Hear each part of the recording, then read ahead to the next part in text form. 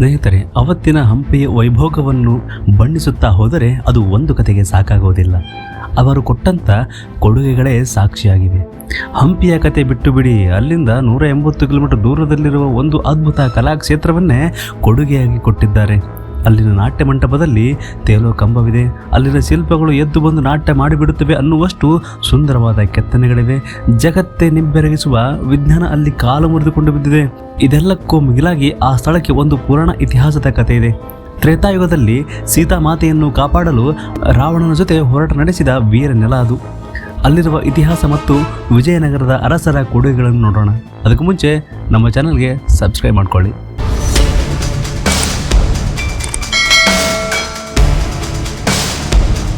ಸ್ನೇಹಿತರೆ, ಒಂದು ಬೃಹತ್ ಕಲ್ಲಿನ ಮಂಟಪ ತೇಲುವ ಕಂಬದ ಆಧಾರದ ಮೇಲೆ ನಿಂತಿದೆ ಅಂದರೆ ನಿಮಗೆ ಆಶ್ಚರ್ಯ ಆಗುತ್ತೆ ಅಲ್ವಾ? ನೆಲದಿಂದ ಅರ್ಧ ಇಂಚು ಮೇಲೆ ಗಾಳಿಯಲ್ಲಿ ನಿಂತ ಕಂಬವು 38 ಕಂಬಗಳ ಮಂದಿರಕ್ಕೆ ಆಧಾರವಾಗಿದೆ ಅಂದರೆ ನಿಮಗೆ ನಂಬಿಕೆ ಆಗದೆ ಇರ್ಬೋದು. ಹೌದು, ಅದು ಇರೋದು ಬೇರೆಲ್ಲೂ ಅಲ್ಲ, ನಮ್ಮ ಬೆಂಗಳೂರಿನಿಂದ ಕೇವಲ 125 ಕಿಲೋಮೀಟರ್ ದೂರದಲ್ಲಿದೆ. ಆ ಊರಿನ ಹೆಸರೇ ಲೇಪಾಕ್ಷಿ.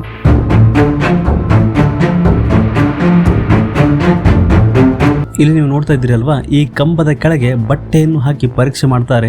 ಇದು ಇಲ್ಲಿನ ತೇಲಾಡೋ ಕಂಬ. ಇದನ್ನು ಅಂತರಿಕ್ಷ ಕಂಬ ಅಂತಲೂ ಕರೀತಾರೆ. 1902ರಲ್ಲಿ ಬಂದ ಬ್ರಿಟಿಷ್ ಇಂಜಿನಿಯರ್ ಹ್ಯಾಮ್ಲೆಟನ್ ಅಂತರಿಕ್ಷ ಸ್ತಂಭವನ್ನು ನೋಡಿ ಗಾಬರಿಯಾಗ್ತಾನೆ. ಇದು ಹೇಗೆ ತೇಲಾಡುತ್ತೆ ಎಂದು ಕಂಡು ಹಿಡಿಯೋದಕ್ಕೆ ಹಾರೆಯಿಂದ ಮೀಟಿ ಸ್ವಲ್ಪ ಸರಿಸಿದ್ದಾನೆ ಅಷ್ಟೇ. ಇಡೀ ದೇವಾಲಯದ ಉಳಿದ ಕಂಬಗಳಲ್ಲಿ ಕಂಪನ ಕಾಣಿಸಿಕೊಂಡಿದೆ. ಅಲ್ಲಿಗೆ ತನ್ನ ತನಿಖಾ ಕಾರ್ಯವನ್ನು ನಿಲ್ಲಿಸಿಬಿಟ್ಟನಂತೆ. ಇಂಜಿನಿಯರ್ ಹ್ಯಾಮ್ಲೆಟನ್ ಹೀಗೆ ಮೀಟಿದ ನಂತರ ಕಂಬ ಸ್ವಲ್ಪ ವಾಲಿತು ಮತ್ತು ಒಂದು ಭಾಗ ನೆಲಕ್ಕೆ ತಾಕಿದೆ. ಒಂದು ವೇಳೆ ಅವರು ಆ ಕಂಬವನ್ನು ಇನ್ನೂ ಸ್ವಲ್ಪ ನಲುಗಿಸಿಬಿಟ್ಟಿದ್ದರೆ ಇಡೀ ದೇವಾಲಯ ನೆಲಸಮ ಆಗ್ತಾ ಇತ್ತು. ಯಾಕಂದರೆ ಆ ಮಂಟಪದ ಮೂಲಾಧಾರವೇ ತೇಲಾಡುವ ಕಂಬ. ಸುಮಾರು 600 ವರ್ಷಗಳ ಹಿಂದೆ ನಿರ್ಮಾಣ ಮಾಡಬೇಕೆಂದರೆ ಅವತ್ತಿಗೆ ನಮ್ಮ ಶಿಲ್ಪಶಾಸ್ತ್ರ ಅದೆಷ್ಟು ಮುಂದುವರೆದಿತ್ತು. ಇನ್ನು ಈ ಮಂಟಪದ ಸಂಪೂರ್ಣವಾಗಿ ನಿರ್ಮಾಣಗೊಂಡಿದ್ದು ಬೃಹತ್ ಗಾತ್ರದ ಬಂಡೆಗಲ್ಲುಗಳಿಂದ. ಇಲ್ಲಿನ ಗೋಡೆಗಳಿಗೆ ಸಿಮೆಂಟ್, ಗಾರೆ ಯಾವುದನ್ನು ಬಳಸಿಲ್ಲ. ಕೇವಲ ಒಂದಕ್ಕೊಂದು ಇಂಟರ್ಲಾಕಿಂಗ್ ಟೆಕ್ನಾಲಜಿ ಬಳಸಿ ಜೋಡಿಸಲಾಗಿದೆ. ಅಂದರೆ ಇವತ್ತು ನಮ್ಮ ಫ್ಲೈಓವರ್ ಬಳಸುವ ಟೆಕ್ನಾಲಜಿಯನ್ನು 6 ದಶಕಗಳ ಹಿಂದೆ ಬಳಸಿದ್ದಾರೆ. ಮತ್ತೆ ಬೆಟ್ಟ ಆಮೆಯ ಬೆನ್ನಿನ ಆಕಾರದಲ್ಲಿ ಕಂಡುಬರುತ್ತದೆ. ಅದಕ್ಕೆ ಇದನ್ನು ಕೂರ್ಮ ಪರ್ವತ ಅಂತಲೂ ಕರೀತಾರೆ. ತ್ರೇತಾಯುಗದಲ್ಲಿ ಶ್ರೀರಾಮಚಂದ್ರನ ಪತ್ನಿ ಸೀತಾಮಾತೆಯನ್ನು ರಾಕ್ಷಸ ರಾಜ ರಾವಣಸುರ ಅಪಹರಿಸಿಕೊಂಡು ಹೋದ್ನಲ್ಲ, ಪಂಚವಟಿಯಿಂದ ಕರೆದುಕೊಂಡು ಹೋಗುವಾಗ ಜಟಾಯು ಅನ್ನೋ ಪಕ್ಷಿ ರಾವಣನಿಗೆ ಅಡ್ಡ ನಿಂತಂತೆ. ಸೀತಾಮಾತೆಯನ್ನು ರಕ್ಷಣೆಗಾಗಿ ರಾವಣಸುರನೊಂದಿಗೆ ಕದನಕ್ಕಿಳಿಯುವ ಜಟಾಯು ರಾವಣನನ್ನು ಘಾಸಿಗೊಳಿಸುತ್ತಂತೆ. ಕಡೆಗೆ ರಾವಣ ಆ ಪಕ್ಷಿಯ ರೆಕ್ಕೆಗಳನ್ನು ಕತ್ತರಿಸಿಬಿಡ್ತಾನೆ. ಗಾಯಗೊಂಡ ಅರೆಜೀವವಾದ ಜಟಾಯು ಈ ಬೆಟ್ಟದ ಮೇಲೆ ಬಿತ್ತಂತೆ. ಮುಂದೆ ಸೀತಾಮಾತೆಯನ್ನು ಹುಡುಕುತ್ತಾ ಬರುವ ರಾಮ ಲಕ್ಷ್ಮಣರು ಈ ಪಕ್ಷಿಯನ್ನು ನೋಡ್ತಾರೆ. ರಾಮನಿಗೆ ವಿಷಯ ತಿಳಿಸುವುದಕ್ಕಾಗಿಯೇ ಜೀವ ಹಿಡಿದು ಮಲಗಿದ್ದ ಪಕ್ಷಿ ರಾಮನ ಭೇಟಿಯಾದ ನಂತರ ಸಾವಿಗೀಡಾಗುತ್ತೆ. ಆ ರಾಮ ಲಯ ಪಕ್ಷಿ ಅಂದನಂತೆ. ಲಯ ಅಂದರೆ ಅಂತೆ ಎಂದರ್ಥ. ಹೀಗಾಗಿ ಇಲ್ಲಿಗೆ ಲೇಪಾಕ್ಷಿ ಎಂಬ ಹೆಸರು ಬಂದಿದೆ ಎಂದು ಹೇಳ್ತಾರೆ.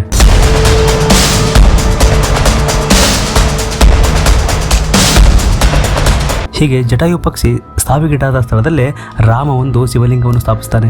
ಮುಂದೆ ಅಗಸ್ತ್ಯ ಮಹಾಮುನಿಗಳು ಈ ಬೆಟ್ಟದ ಮೇಲೆ ತಪಸ್ಸು ಮಾಡಿದರಂತೆ. ಅಲ್ಲಿ ಅವರ ಸ್ಥಾಪಿಸಿದ ಶಿವ ಮತ್ತು ವಿಷ್ಣುವಿನ ಮೂರ್ತಿಗಳಿವೆ. ಅದರ ವಿಶೇಷ ಏನಂದರೆ, ವಿಷ್ಣುವಿಗೆ ಪ್ರಿಯವಾದ ಪದ್ಮಪೀಠದ ಮೇಲೆ ಶಿವಲಿಂಗ ಇದ್ದರೆ ವಾಣಿಪೀಠದ ಮೇಲೆ ವಿಷ್ಣು ಮೂರ್ತಿ ಇದೆ. ಈ ಮೂಲಕ ಇಲ್ಲಿನ ಶಿವ ಮತ್ತು ವಿಷ್ಣು ಇಬ್ಬರು ಒಂದೇ ಎಂಬ ಸಂದೇಶ ಇಲ್ಲಿ ಕೊಡಲಾಗಿದೆ. ಇಂತಹ ಪವಿತ್ರ ಸ್ಥಳವನ್ನು ಕಂಡ ವಿಜಯನಗರದ ಆಡಳಿತಾಧಿಕಾರಿ ವಿರೂಪಣ್ಣ ಹಾಗೂ ಆತನ ಸಹೋದರ ವೀರಣ್ಣ ಇಲ್ಲೊಂದು ಮಂದಿರ ಕಟ್ಟುವ ನಿರ್ಧಾರ ಮಾಡ್ತಾರೆ.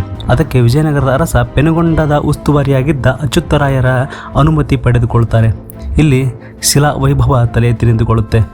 ಇಲ್ಲಿನ ಶಿಲ್ಪಗಳು ಎಷ್ಟು ಅದ್ಭುತವಾಗಿವೆ ಎಂದರೆ ಇವತ್ತಿನ ಯಂತ್ರಗಳನ್ನು ಬಳಸಿಕೊಂಡು ಕೂಡ ನಾವು ಅಷ್ಟು ಕರಾರುವಕ್ಕಾಗಿ ಶಿಲ್ಪಗಳನ್ನು ಕೆತ್ತೋದಕ್ಕೆ, ಅವುಗಳಿಗೆ ಜೀವಂತಿಕೆ ತುಂಬೋದಕ್ಕೆ ಸಾಧ್ಯವಿಲ್ಲ. ಅಲ್ಲಿ ಮುಂದೆ ಇರೋದು ವೀರಭದ್ರನ ಆಲಯ. ಇದನ್ನು ಕಟ್ಟಿಸಿದ ವಿರೂಪಣ್ಣ ಮನೆ ದೇವರು ವೀರಭದ್ರ ಒಂದು ದಿನ ಕನಸಿನಲ್ಲಿ ಬಂದು ತನಗಾಗಿ ಒಂದು ಗುಡಿಯನ್ನು ಕಟ್ಟಿಸುವೆಂದು ವೀರಭದ್ರನಿಗೆ ಆದೇಶ ಮಾಡಿದನಂತೆ. ವೀರಭದ್ರನ ಆದೇಶದಂತೆ ದೇವಾಲಯ ನಿರ್ಮಿಸಲಾಯಿತು ಎಂದು ಹೇಳ್ತಾರೆ. ಅಲ್ಲಿಂದ ಹಿಂದೆ ಬಂದರೆ 7 ಹೆಡೆಯ ಸರ್ಪದ ಮೇಲೆ ವಿರಾಜಮಾನವಾಗಿ ಶಿವಲಿಂಗ ಕಾಣುತ್ತೆ. ಅದೇ ಬಂಡೆಯ ಮೇಲೆ ಗಣೇಶನ ಮೂರ್ತಿ ಇದೆ. ಅಲ್ಲಿ ಇನ್ನೊಂದು ಅಚ್ಚರಿಯ ವಿಷಯ ಏನೆಂದರೆ, ಅಲ್ಲಿ ಒಂದು ಪಾದದ ಗುರುತು ಇದೆ. ಅದು ಸೀತಾಮಾತೆಯ ಪಾದ ಅಂತ ಕರೀತಾರೆ. ಲೇಪಾಕ್ಷಿಯಲ್ಲಿ 100 ಅಡಿ ಕೊರೆದರೂ ನೀರು ಸಿಗೋದಿಲ್ಲ. ಆದರೆ ಈ ಪಾದದ ಹೆಬ್ಬೆರಳಿನ ತುದಿಯಿಂದ ವರ್ಷ ಎಲ್ಲ ಕಾಲದಲ್ಲೂ ನೀರು ಬರ್ತಾ ಇರುತ್ತೆ. ಇಲ್ಲೊಂದು ಮತ್ತೊಂದು ವಿಶೇಷ ಎಂದರೆ ಏಕಶಿಲೆಯಲ್ಲಿ ಕೆತ್ತಲಾದ ನಂದಿ ವಿಗ್ರಹ 15 ಅಡಿ ಎತ್ತರದ ಇರುವ ಮತ್ತು 27 ಅಡಿ ಉದ್ದದ ಮತ್ತು ಭಾರತದ ಅತಿ ದೊಡ್ಡ ನಂದಿ ವಿಗ್ರಹ ಎಂದು ಹೆಗ್ಗಳಿಕೆಯ ಪಾತ್ರವಾಗಿದೆ. ಇದು ನಮ್ಮ ವಿಜಯನಗರದ ಕಲಾ ಪೋಷಣೆಗೆ ಹಾಗೂ ತಂತ್ರಜ್ಞಾನಕ್ಕೆ ಹಿಡಿದ ಕೈಗನ್ನಡಿಯಾಗಿದೆ. ಇವತ್ತಿಗೂ ನಮಗೆ ಆಶ್ಚರ್ಯ ಮೂಡಿಸ್ತಾ ನಿಂತಿದೆ. ಇದು ಗೆಳೆಯರೆ ಲೇಪಾಕ್ಷಿಯ ಒಂದಿಷ್ಟು ಮಾಹಿತಿ. ಮುಂದಿನ ಸಂಚಿಕೆಯಲ್ಲಿ ಮತ್ತೊಂದು ವಿಷಯ ಜೊತೆ ಬರೋಣ. ಜೈ ಹಿಂದ್, ಜೈ ಕರ್ನಾಟಕ.